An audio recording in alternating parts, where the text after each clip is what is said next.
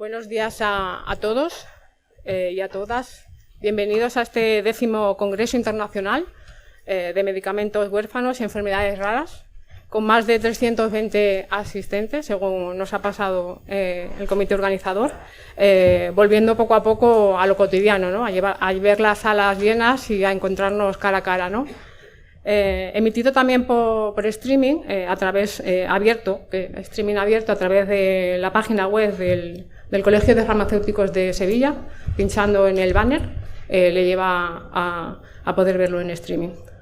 Gracias al comité organizador, a todas las personas y entidades implicadas y comprometidas con la celebración de este congreso. Para mí es un verdadero honor estar aquí hoy como moderadora de este excelente congreso. Excelente por diversos motivos, porque hoy aquí se encuentran los principales motores del presente de las enfermedades raras, pero igualmente ese futuro lleno de retos, como dice el lema del congreso, hacia un 2030 lleno de esperanza. Tema más que interesante arrancar así la primera mesa redonda, ¿no? Realidades y expectativas en el diagnóstico de las enfermedades raras. Realidad, que casi el 50% de las personas con una enfermedad rara han sufrido y siguen sufriendo retraso en el diagnóstico. Expectativas, garantizar un rápido acceso al diagnóstico en equidad. Paso a presentar a los dos ponentes, así como el título de su ponencia.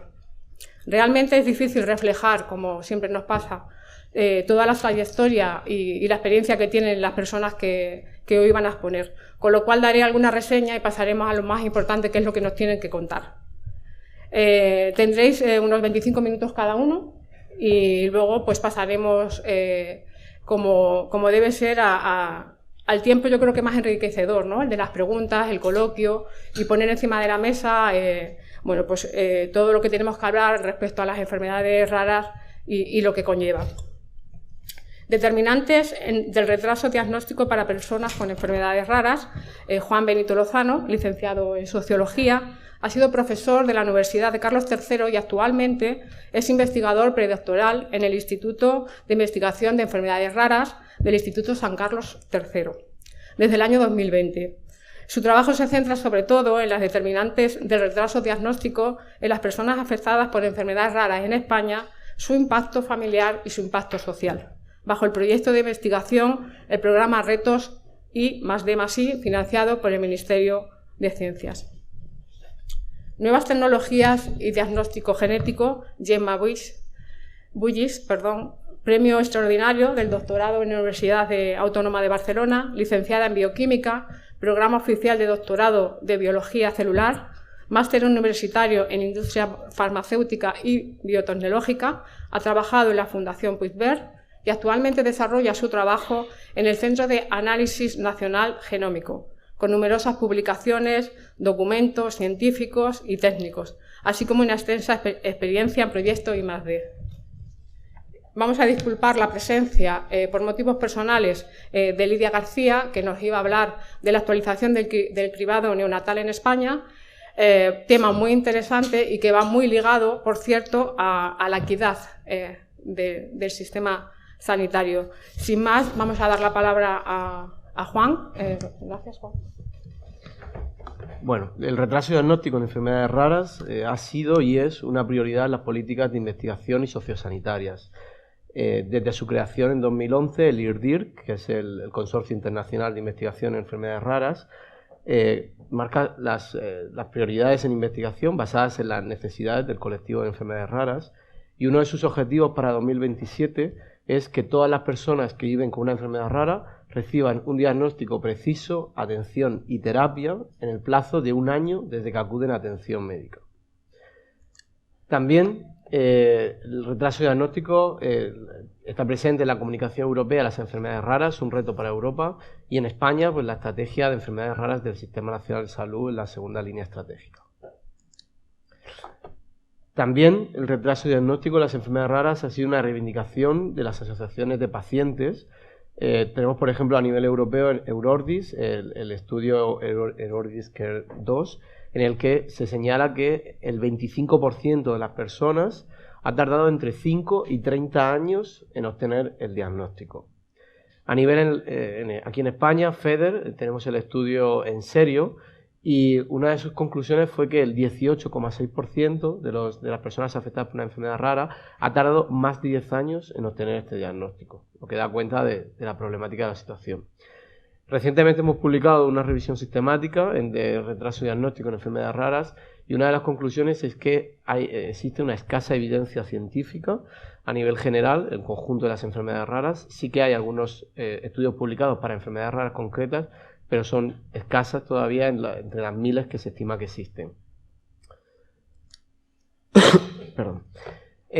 Bueno, pues algunas de las dificultades de acceso al diagnóstico de las enfermedades raras es el desconocimiento de estas patologías y la escasez de conocimiento especializado, el tipo de enfermedad, la propia complejidad de los síntomas y signos que solo tienen algunos pacientes, el tiempo que se tarda en acudir a las diferentes citas médicas, las pruebas, a la obtención de resultados, también la dificultad para el acceso a las pruebas diagnósticas confirmatorias y otros motivos de los sistemas de salud, como puede ser la ausencia de personal, la dificultad en acceder a los centros especializados, dónde están situados, la distancia entre centros o los problemas, la lentitud en la derivación de las personas a estos centros. Esto se convierte al final en lo que se ha denominado una odisea diagnóstica en las personas que conviven con una enfermedad rara. El retraso en el diagnóstico y las dificultades de acceso a la asistencia conducen a problemas físicos y consecuencias psicológicas y a la búsqueda de tratamientos inadecuados o incluso a veces nocivos, que generan una pérdida de confianza en el sistema sanitario. Al final, también este retraso en el diagnóstico lo que conlleva es tiene un impacto a nivel psicológico, a nivel familiar, a nivel social, a nivel laboral, educativo. Bueno, pasando ya a los objetivos del estudio, son conocer el tiempo que se tarda en obtener el diagnóstico de una enfermedad rara en España y caracterizar el retraso diagnóstico en base al objetivo que se ha hecho previamente del IRDIRC. Y también identificar los determinantes del retraso diagnóstico, la demora diagnóstica, los determinantes de este proceso clínico que viven las personas. El objetivo final y último es contribuir a reducir el retraso diagnóstico y el impacto que tiene en la sociedad. Bueno, pues ya pasando a la parte de métodos, el proyecto se basa en la colaboración entre representantes de pacientes, investigadores y administración. Participan FEDER, el Instituto de Investigación de Enfermedades Raras, y el CRER, el Centro de Referencia Estatal de Atención a las Personas con Enfermedades Raras y sus Familias, del INSERSO, y está financiado por el programa I+D+I de Retos de la Sociedad. Los criterios de inclusión en el estudio son aquellas personas que han sido diagnosticadas de una enfermedad rara y tengan su residencia en España, de cualquier edad, sexo, cualquier tipo de enfermedad rara. Y que estén, eso sí, incluidos dentro del registro de pacientes de enfermedades raras. Hemos calculado el tiempo hasta el diagnóstico como el periodo que transcurre en años desde que se inician los síntomas hasta que se obtiene el diagnóstico, y a partir de esta información hemos calculado, se considera que se produce retraso diagnóstico cuando este tiempo es superior a un año. Los datos se han obtenido del registro de pacientes de enfermedades raras, que este registro tiene una amplia trayectoria, está publicado en el BOE de 2005 y cuenta con el aval de un organismo público de investigación de reconocida experiencia como es el Instituto de Salud Carlos III. Además, una de sus fortalezas es que está abierto a cualquier tipo de enfermedad rara y además a cualquier persona que resida en España. Hay dos vías de acceso al registro. Por un lado, una inscripción voluntaria por parte de los pacientes y sus familiares, o también a través de profesionales con una amplia experiencia en un grupo concreto de enfermedades raras, como puede ser, por ejemplo, ONERO, de enfermedades oculares que cursan con baja visión. Perdón. Todas las personas inscritas en el registro cuentan con consentimiento informado y con informes clínicos sobre el diagnóstico que han sido validados por profesionales del Instituto de Investigación de Enfermedades Raras, para validar que eso es una enfermedad rara y que además clasificarla en base a los sistemas de clasificación internacional. En el registro se cuenta también con datos reportados por los propios pacientes y con cuestionarios específicos como este que nos atañe ahora sobre retraso diagnóstico. esta información del registro se ha complementado con un cuestionario que se ha enviado en 2 fases. Se ha invitado a participar a todas las personas que están inscritas en el registro y se ha contado con la colaboración de FEDER para la difusión del proyecto y también con las personas, con el CREP del Inserso para todas las personas que acudieron físicamente en estos últimos meses, aunque bueno, por debido a la pandemia se ha visto un poco mermada, pero también ha sido muy importante su colaboración. También desde el Instituto hemos dado soporte y ayuda a todas las personas que lo han necesitado, con cuestionarios adaptados a personas con discapacidad visual y encuestas telefónicas a aquellas personas que lo solicitaron. Algunas de las variables del estudio se presentan aquí, como son el tipo de enfermedad y el sexo, y algunas propiamente, por ejemplo, de la etapa en la que iniciaron los síntomas, como son el lugar donde residía la persona, o la década en la que fue, o la edad que tenía. También cuál fue la primera consulta a la que acudió a consultar los síntomas, si fue a urgencias, a atención primaria, a algún especialista.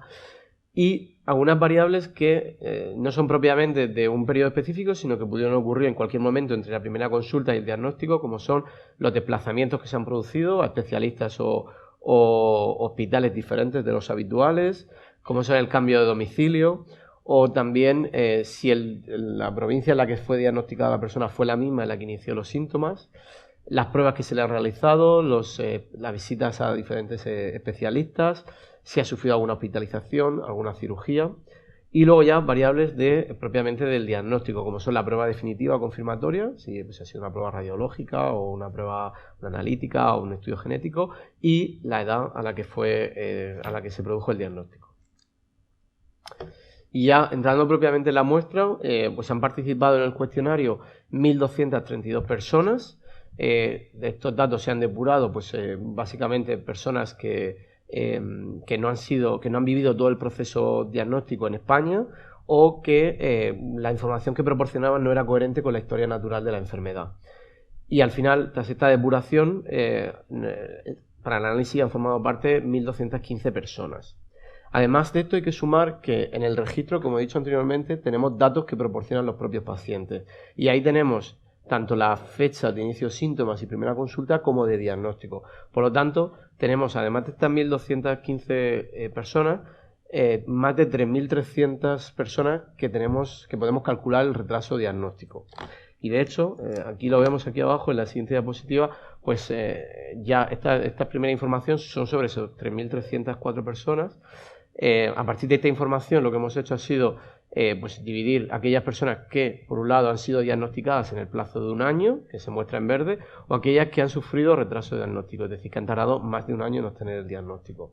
Y el resultado es que más de la mitad de las personas afectadas por enfermedades raras en España sufren retraso diagnóstico. En concreto, el dato es del 56,4%. Además, entrando un poquito más en detalle, vemos que el 19% ha tardado entre 1 y 3 años, el 16,7% entre 4 y 10 años y el 20,9% ha tardado más de 10 años en obtener el diagnóstico. Este resultado va en línea con el estudio en serio de FEDER, en el que el 18,6%, como dije anteriormente, tardaba más de 10 años en obtener el diagnóstico.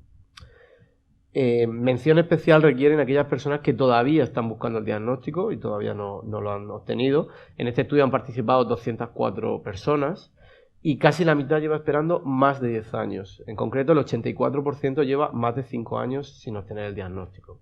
Estos son casos pues, de especial complejidad en los que el Sistema Nacional de Salud todavía no ha dado respuesta y están inscritos dentro del programa de casos sin diagnóstico del Instituto de Salud Carlos III. Bueno, viendo el retraso diagnóstico en función del sexo, lo que vemos es que el porcentaje de personas que sufre retraso diagnóstico es superior entre las mujeres que entre los hombres. En concreto, el 58,8% de las mujeres ha sufrido retraso diagnóstico versus el 53,4% de los hombres. En cuanto a la edad de aparición de los síntomas, no la edad de la persona cuando tuvo el diagnóstico, sino cuando aparecieron los síntomas, vemos que más de la mitad de las personas sufrieron retraso diagnóstico, tanto cuando aparecieron en la edad pediátrica, menos de 15 años, como en la edad adulta, pero si hacemos un zoom en cuanto a los grupos de edad, lo que vemos es que sí se ven algunas mayores diferencias, y es que este retraso diagnóstico es superior al 59% en los jóvenes adultos, entre 15 y 44 años. También, en función del tipo de enfermedad rara, se ha clasificado en función de la Clasificación Internacional de Enfermedades, de la CIE-10, en función del sistema principal afectado, y vemos que el porcentaje de personas que sufre demora diagnóstica es aún mayor en ciertos grupos de enfermedades, como es enfermedades del sistema nervioso o endocrinas, y sin embargo, por otro lado, es inferior en otro tipo de enfermedades como las oculares o las hematológicas, por las características propias de la enfermedad. Ya entrando en los determinantes del retraso diagnóstico, se ha hecho un modelo multivariado con una regresión logística en la que la variable dependiente era el sufrir retraso diagnóstico, y lo que se ha visto es que pues efectivamente el tipo de enfermedad rara, aquellas personas con sistema nervioso, aquellas personas que tienen una enfermedad rara del sistema nervioso han sufrido en mayor medida retraso diagnóstico, y en menor medida las que son oculares.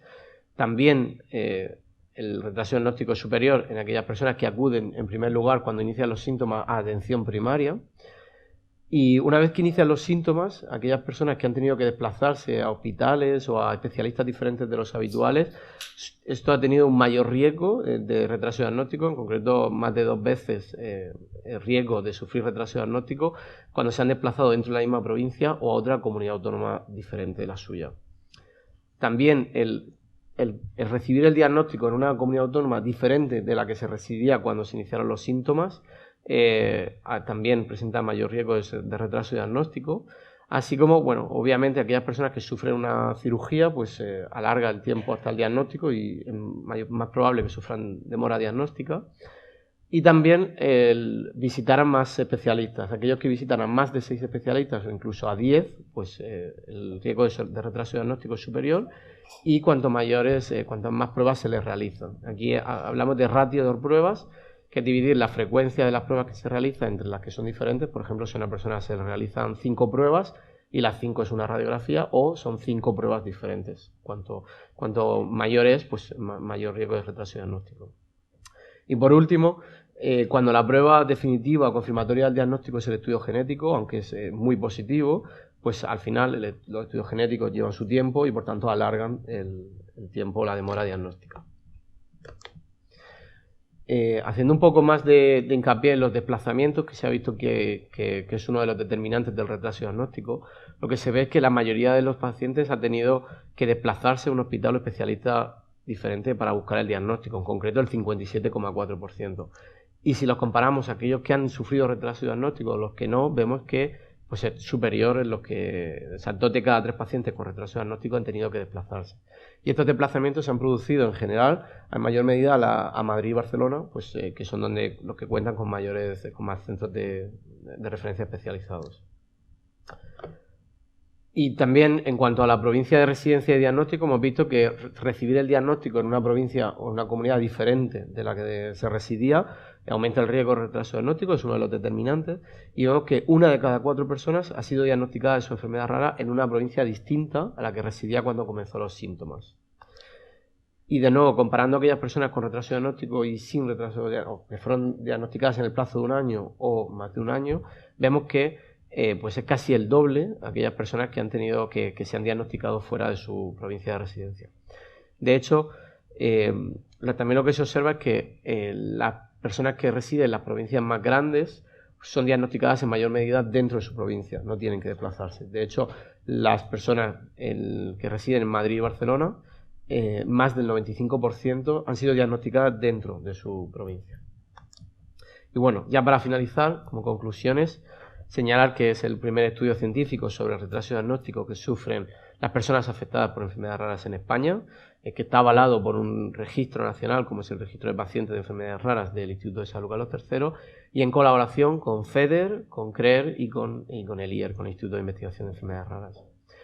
Más de la mitad de las personas con enfermedad rara ha sufrido retraso diagnóstico en su patología, casi el 57%, un dato que va en línea con el que proporcionó FEDER en su estudio en serio, aunque por primera vez pues, se contacta con datos a través de un registro. Y se han identificado algunos determinantes asociados con sufrir retraso diagnóstico, como tener que desplazarse a especialistas o a hospitales diferentes de los habituales, ya sea dentro de la misma provincia o otra comunidad autónoma diferente, visitar más de 10 especialistas, ser diagnosticado en una región distinta de la que se residía cuando se iniciaron los síntomas, o padecer una enfermedad rara del sistema nervioso. Y ya por último se confirma que el proceso diagnóstico que viven las personas afectadas por una enfermedad rara y sus familias es complejo, y sobre todo es más complejo en aquellas personas que han tardado más de un año en obtener el diagnóstico. Vale, pues muchas gracias. Bueno, yo os voy a hablar de nuevas tecnologías y diagnóstico genético. Como ya ha dicho Begoña, soy Gemma Bullic y vengo del Centro Nacional de Análisis Genómico en Barcelona, donde trabajo como especialista genómica y analista de datos. Las enfermedades raras se definen en Europa como aquellas que afectan a menos de una cada 2.000 personas, es decir, que individualmente son muy raras.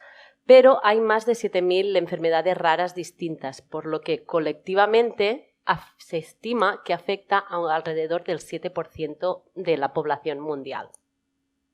Estas enfermedades se caracterizan por ser una amenaza para la vida y aproximadamente el 80% de ellas se estima que tienen un origen genético. Juana ha explicado muy bien todo el tema de la odisea diagnóstica y yo solo voy a hacer un poco más de hincapié. Consideramos odisea diagnóstica todo el proceso que hemos visto en la presentación de Juan. Muchos pacientes realmente tienen que sufrir con un sinfín de visitas a especialistas y pruebas sin llegar a un diagnóstico. También tenía el dato que él ha comentado, que un 25%...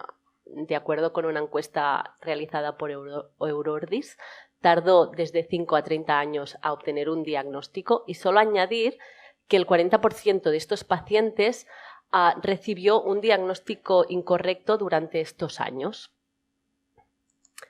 Realmente la aparición de las técnicas de secuenciación masiva nos ha permitido identificar un montón de genes asociados con distintas enfermedades raras y no raras. Y esto ha sido una revolución para el diagnóstico genético. La secuenciación ya no es el factor limitante principal. No obstante, aún tenemos muchos retos y aquí solo quería comentar algunos de ellos. Es verdad que la secuenciación está relativamente accesible, pero el análisis e interpretación de todos estos datos es aún un proceso manual, laborioso y que requiere mucho tiempo y conocimientos. También nos surge la pregunta, ¿no? Muy bien, secuenciamos el genoma, pero no solucionamos todos los pacientes con el genoma, ni mucho menos. ¿Qué hacemos después? Y por último, las enfermedades raras son raras, valga la redundancia. Necesitamos compartir datos, pero son datos sensibles, los necesitamos compartir de manera segura. Y me gusta mucho esta frase del NGO Committee for Rare Diseases que dice: "No one country or continent can address the challenges of rare diseases alone". Todos necesitamos compartir para el beneficio de todos. En esta presentación os quería presentar un par de proyectos en los cuales hemos intentado abordar los retos que os he presentado ahora mismo.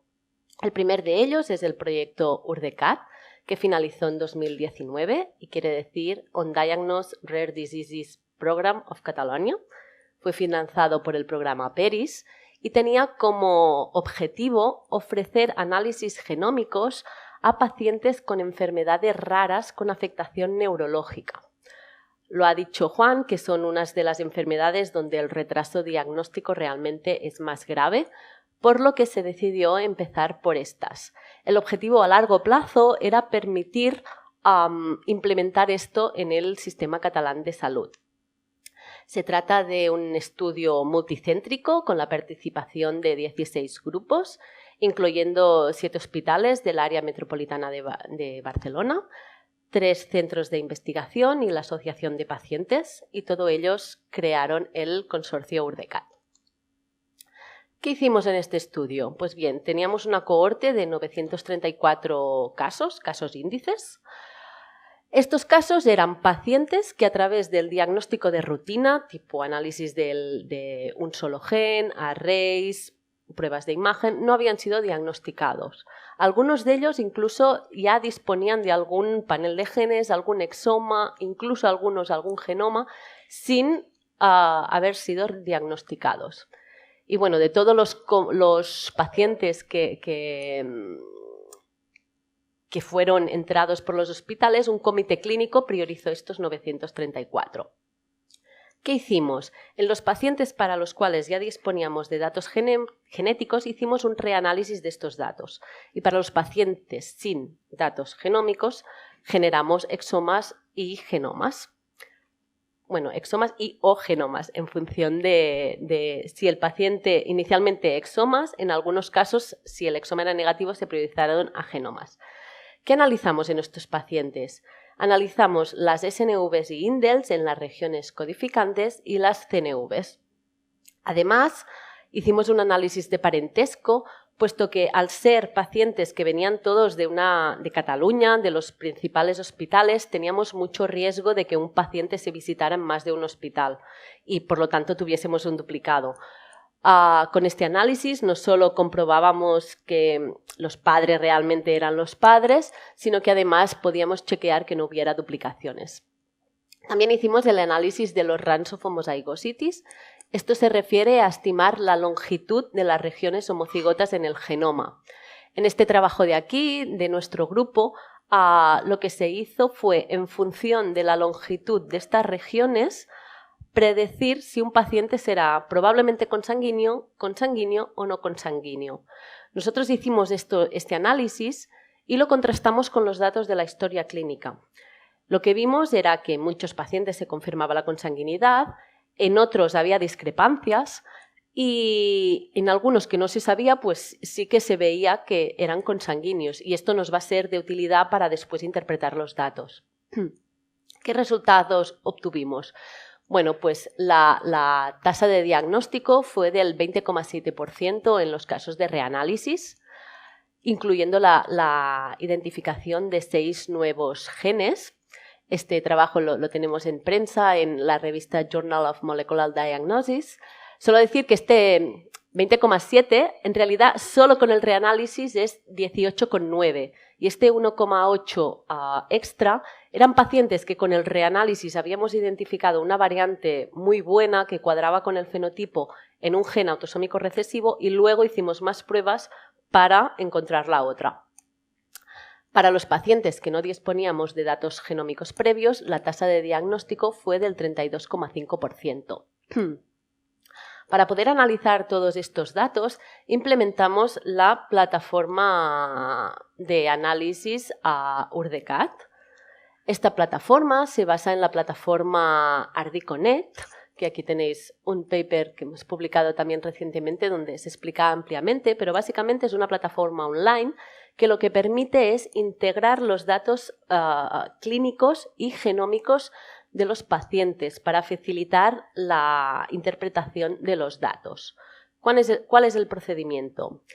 El clínico, el investigador, por un lado, sube los datos clínicos a Phenostore. Phenostore es el módulo clínico de la plataforma. Y por otro lado, o bien manda el DNA para ser secuenciado en nuestro centro, o bien puede mandar directamente FASTQs o BAMs que hayan sido secuenciados previamente. Esto se sube en el data management de la plataforma y se procesa con un análisis estándar. Evidentemente, todos los datos que subamos aquí tienen que estar procesados igual. Este análisis, en este proyecto, como ya he dicho, evaluaba las SNVs y las indels y las CNVs. Todos estos datos están disponibles en la plataforma UrDeCAT y están pseudonimizados, es decir, no hay datos sensibles. Solo el centro que sube los datos conoce la correlación entre el código adjudicado en la plataforma y el código del paciente. Incluso cuando suben los datos clínicos pedimos que no pongan nombres o pueden subir datos pruebas, pero pedimos que borren los nombres o datos sensibles. ¿Qué funcionalidades tiene la plataforma ARDICAT? Como ya he dicho, integra la información clínica y genómica. Esta información clínica que está en Phenostore está entrada utilizando estándares y ontologías. Por ejemplo, los HPO terms, que son estos términos que tienen el síntoma asociado a un código y a unos genes, de modo que el ordenador los puede entender. También utilizamos los códigos de OMIM y de ORDO. Los formularios de Phenostore se adaptan al tipo de enfermedad. Tenemos varios desarrollados, pero en caso de necesidad podemos desarrollar muchos más. Y los datos que entran en Phenostore no son cerrados, sino que se pueden importar o exportar a otras plataformas con formatos estandarizados. De manera que el trabajo que tienes de entrarlos, que además se puede hacer en masa si ya los tienes estandarizados, no es en vano, ya te sirve para otras ocasiones. Por supuesto, la plataforma dispone de filtros y anotaciones, desde los más típicos de predicción del impacto de la variante en la proteína, a frecuencia poblacional, hasta otros un poco más raros, como son listas de genes. Aquí tenemos mucha variedad, desde subir tu propia lista de gen. Tenemos unas cuantas predefinidas en la plataforma, se pueden añadir más cuando los usuarios nos lo piden. Tenemos conexión con PanelApp, que también es esta plataforma que curan paneles de genes asociados a distintas enfermedades. Y tenemos los HPO terms. Los HPO terms que hemos entrado en Phenostore tienen unos genes asociados. A la plataforma le puedo decir, hazme un análisis genético filtrando por los genes asociados con los HPOs del paciente. Tenemos conexión con ClinVar y podemos filtrar por las regiones homocigotas, lo que hemos dicho que en casos consanguíneos va a ser lo más probable encontrar la variante aquí. Podemos ir a mirar específicamente estas regiones. También tenemos conexión a múltiples recursos externos para que en un mismo sitio tengamos centralizado toda la información que necesitamos para interpretar la variante. Aquí solo destacar OMIM y Barsom, que para mí realmente son los más útiles, pero bueno, todos. También hay una herramienta para priorizar las variantes. Una vez aplicas los filtros, te quedas con una lista que a veces es muy larga. Tenemos este Exomizer, que lo que hace es priorizar las variantes en función de los HPO terms.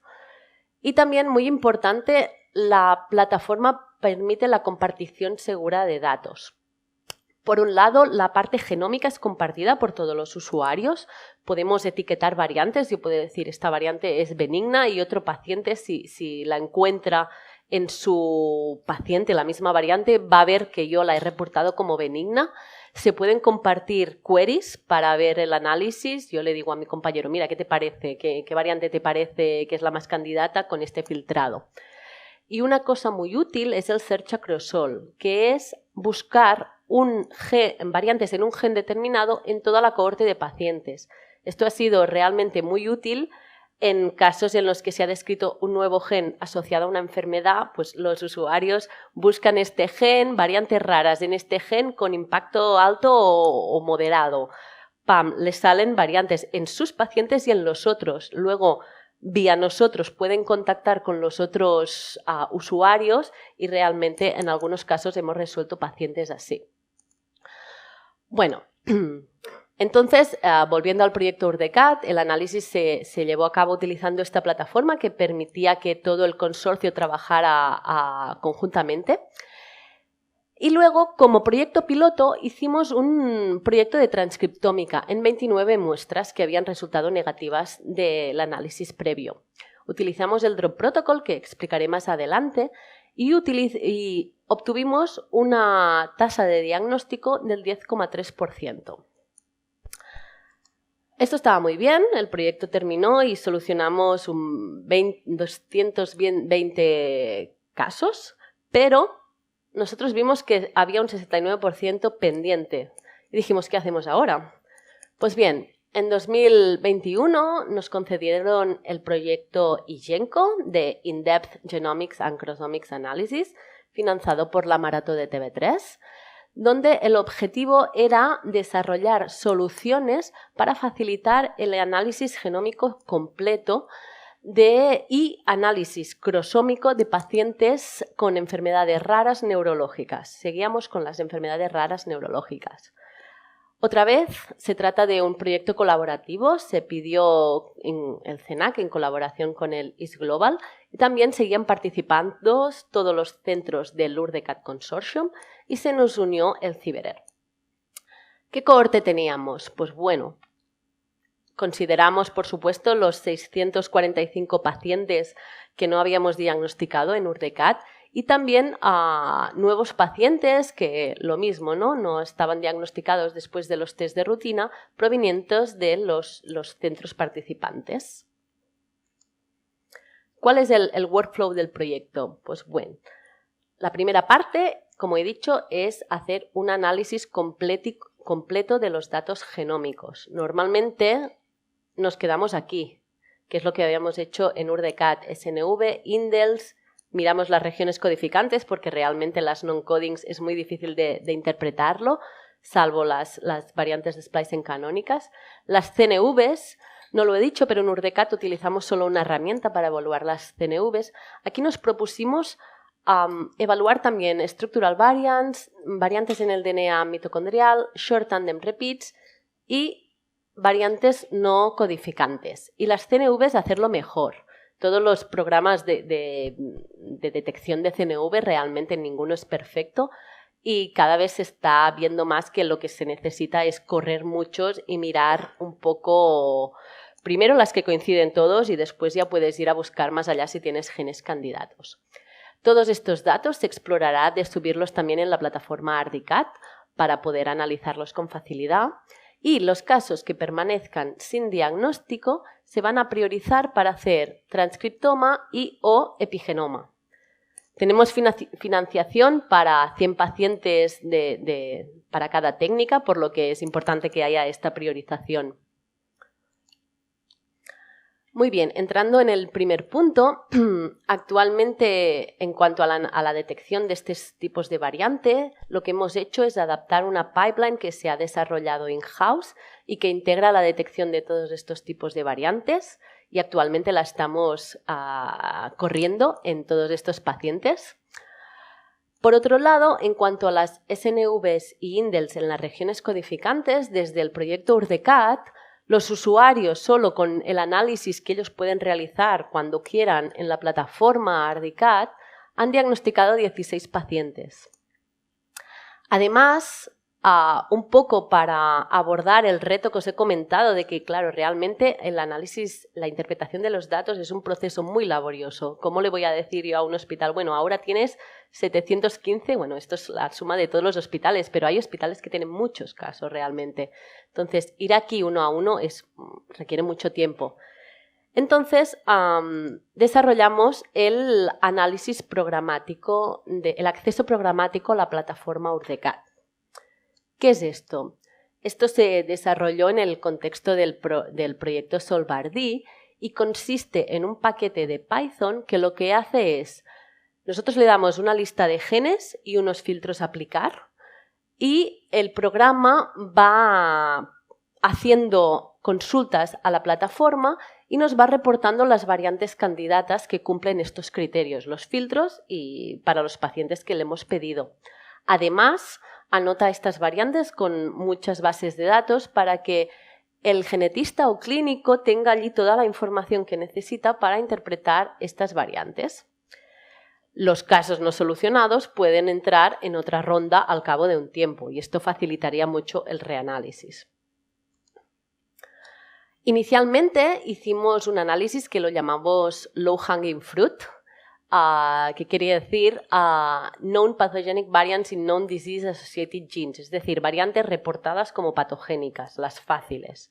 Lo que hicimos fue un análisis programático aplicando estos filtros poblacionales, variantes reportadas en ClinVar como patogénicas o likely patogénicas y que estén en una lista de genes que era muy amplia e incluía genes descritos por los European Reference Networks de enfermedades neurológicas, estos tres, y genes de la Orfadata. Esto se aplicó inicialmente en 652 casos índices y en un 21,5% de ellos encontramos al menos una variante candidata. Cada paciente tenía una media de 1,4 variantes. Y la evaluación clínica por parte de los clínicos o genetistas priorizó 19 de estos 140 casos índices, de los cuales 4 se han diagnosticado, 8 permanecen bajo estudio y 7 se han descartado. ¿Cuál será el siguiente paso? Hacer el mismo análisis programático, pero en vez del low hanging fruit, las fáciles, vamos a aplicar filtros poblacionales en variantes de alto o moderado impacto, es decir, que afecten la proteína, ya sea truncándola o modificando el aminoácido, y en una lista de genes que va a ir en función de la clínica del paciente. Esto lo hemos hecho, pero se está analizando y, sintiéndolo mucho, aún no tengo los resultados. ¿Cuál será el siguiente paso? Pues bien, una vez tengamos todo esto analizado, vamos a priorizar los pacientes. ¿En base a qué? Esto lo va a realizar un comité clínico y los criterios que van a utilizar va a ser la disponibilidad de muestra. Evidentemente, si queremos hacer transcriptoma y no tenemos RNA del tejido diana, será más difícil. Por lo que hemos pedido a los centros que nos respondan a estas preguntas, básicamente, si están interesados, porque, oye, igual no, o igual ya lo tienen en otro proyecto. Esto a veces nos ha pasado. Estos pacientes a veces se intentan colocar en un montón de proyectos y si ya se ha hecho en un proyecto no hace falta volver a hacerlo. También se van a considerar las características clínicas en función de la categoría de enfermedad. Es más probable encontrar o no encontrar la variante mediante transcriptoma o epigenoma. Se va a tener en cuenta el grado de información que tenemos del paciente. ¿Está bien caracterizado? ¿No? ¿Tiene antecedentes familiares? ¿Disponemos de estos familiares para validar o para mirar la segregación? Porque, claro, a veces con los casos, si solo evaluamos un caso, nos aparecen un montón de variantes y luego no puedes ir a la familia para un poco mirar la segregación. Es muy difícil sacar conclusiones. Por último, solo mencionar un poco lo que vamos a hacer en cuanto a los transcriptomas y epigenomas. Aún no hemos empezado. Pero bueno, los transcriptomas lo que vamos a hacer va a ser lo mismo que hicimos en ARDICAT, el Drop Protocol, que lo desarrolló el grupo de Genger y Prokish en Múnich. Y básicamente consiste en la detección del splicing aberrante, la expresión aberrante y la monoallelic expression. Y lo mejor de este protocolo es que considera los datos genómicos, de modo que se reduce un poco la lista de las variantes candidatas. En cuanto a epigenoma, vamos a detectar epivariantes, que son defectos en el patrón de metilación del ADN en un único locus, y episignaturas, que son defectos en múltiples locus del patrón de metilación. ¿Por qué creemos que esto va a ser interesante? Pues bien, en cuanto a epivariantes, se han descrito que epivariantes de novo están significativamente enriquecidas en pacientes con trastornos del neurodesarrollo y anomalías congénitas, mostrando un impacto en el gen parecido a las mutaciones de pérdida de función. En cuanto a las episignaturas, en este paper se describieron 14 patrones de metilación, 14 episignaturas relacionadas con neurodevelopmental disorders, y lo que vamos a hacer es contrastar los patrones de secuenciación de nuestros pacientes con estos 14 para ver si alguno nos cuadra. Esto por un lado. Por otro lado, comparar los patrones de secuenciación de nuestros pacientes con una cohorte de controles para ver si encontramos o identificamos algún nuevo gen. Finalmente, las conclusiones o los mensajes que me gustaría que quedaran de esta charla es que el reanálisis de los datos genómicos ya existentes y aumenta la tasa de diagnóstico, que requiere mucho tiempo y representa un reto logístico, pero que es importante. De hecho, la American College of Medical Genomics lo recomienda cada 2 años. Y nosotros lo que hemos implementado es la plataforma ARDICAT y su acceso programático para un poco facilitar este análisis y hacerlo más eficiente. Pensamos que un análisis genómico completo, que no se limite a las SNVs y indels, sino que también aborde a structural variants, variantes en el DNA mitocondrial, short tandem repeats, va a aumentar la tasa de diagnóstico. Vamos a encontrar más pacientes, la causa de la enfermedad en más pacientes. Finalmente, la combinación de los datos genómicos con transcriptómica y epigenómica nos parece una aproximación prometedora para aumentar la tasa de diagnóstico de las enfermedades raras con afectación neurológica y también para descubrir nuevos genes. A modo de resumen final, creo que Genomics Time is here, Crossomics Time is coming. Y por último, solo agradecer a todo el grupo liderado por Selchi Beltrán del CENAC, porque realmente esto es el trabajo y el esfuerzo de mucha gente, y a todos los que nos han financiado, y a vosotros por vuestra atención. Gracias.